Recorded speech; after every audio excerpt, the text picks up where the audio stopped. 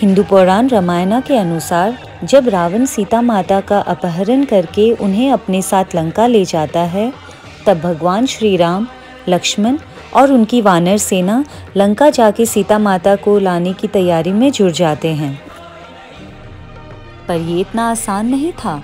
लंका पहुंचने के लिए भगवान श्री राम और उनकी वानर सेना को महासागर पार करना पड़ता। वास्तुकर्नल और वानर सेना हनुमान ने मिलकर महासागर में पुल बनाने की योजना बनाई। सारी वानर सेना नल के अनुदेश पे पत्थर जुट करके महासागर पे फेंकने लगी, पर पत्थर सागर में डूबने लगा। तभी हनुमान ने एक तरकीब सोची। सब पत्थर पे राम का नाम लिखने लगे और फिर जब उन्होंने वो पत्थर फेंका तो वो पत्थर पानी में बहने लगा और इसी तरह से पुल बनने लगा। और आज हम इसी पुल को राम सेतु, रामा ब्रिज, नल सेतु और एडम ब्रिज के नाम से जानते हैं। ये तो हुई हमारी पौराणिक रामायण की बातें। चलिए हम इसी सेतु के बारे में मॉडर्न साइंस के नज़रिए से और जानें। राम सेतु एक चूर्ण पत्थर की श्रृंखला है जो तमिलनाडु के रामेश्वरम द्वीप को श्रीलंका के मन्नर द्वीप से जोड़ती है। ये पुल 48 किलोमीटर लंबी है और मन्नर खाड़ी को पार्क स्ट्रीट से अलग करती है।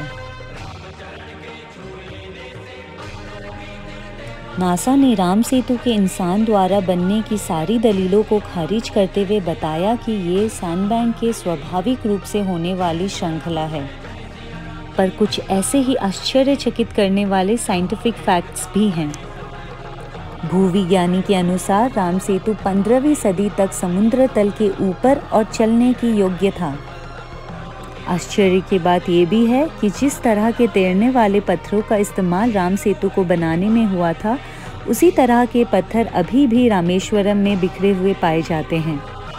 जब राम सेतु के पत्थरों का कार्बन एनालिसिस किया गया तो पता चला कि ये पत्थर उतने ही पुराने हैं जितना कि रामायण है, जो कि 5000 BCE है।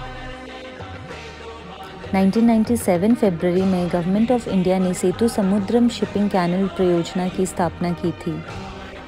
इस परियोजना के अनुसार भारतीय प्रायद्वीप के चारों ओर शिपिंग मार्ग बनाने की योजना थी। ये चैनल 83 किलोमीटर लंबा होता और इसे निकर्षित करने के लिए राम सेतु को काटना पड़ता। इस परियोजना का एनवायरमेंटलिस्ट ने विरोध करते हुए कहा कि ये समुद्री जीवन को ही हानि नहीं पहुंचाएगी बल्कि पारिस्थितिक संतुलन भी बिगाड़ देगी। स्थानीय मछुआरे की रोजी रोटी भी बंद हो जाएगी। पर सरकार ये परियोजना को आगे बढ़ाने की तैयारी में थी। काफ़ी हिंदू संगठनों ने भी इसका विरोध किया। बीजेपी के प्रमुख नेता डॉक्टर सुब्रमण्यम स्वामी ने इसके खिलाफ PIL दर्ज किया और राम सेतु को राष्ट्रीय स्मारक घोषित करने की मांग की। 23 जनवरी 2020 को सुप्रीम कोर्ट ने इस परियोजना को खारिज किया और 3 महीने बाद राम सेतु को राष्ट्रीय स्मारक घोषित करने के बारे में विचार करने का फैसला किया।